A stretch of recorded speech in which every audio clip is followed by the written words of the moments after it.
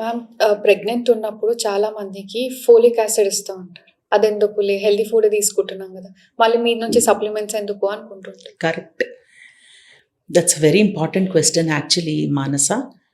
Folic acid అనేది actually pre pregnancy నుంచే start చేయాలి. ఓకే.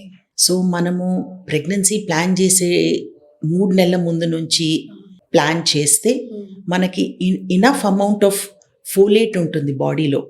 సో ఈ ఫోలేట్ అనేది ఏం చేస్తుంది మనకి, వన్స్ వీ గెట్ ప్రెగ్నెంట్, ఆ సిఎన్ఎస్ సిస్టమ్ని it helps in the formation of the CNS system, central nervous system. So దాని డెవలప్మెంట్ కరెక్ట్గా చేస్తుంది మనకి if we take folic acid before pregnancy. So 3 months prior to pregnancy plus 3 months after we get pregnant, folic acid is a must. Okay. Correct, మనం ఆకుకూరలు తిన్నా లేకపోతే ఇంకేదన్నా తిన్నా మనకి ఫోలిక్ యాసిడ్ రావచ్చు, కానీ రిక్వైర్డ్ క్వాంటిటీస్లో రాదు. So minimum we should take 4 to 5 milligrams of folic acid each day once we are planning a pregnancy. Okay. And continue it up to 3 months.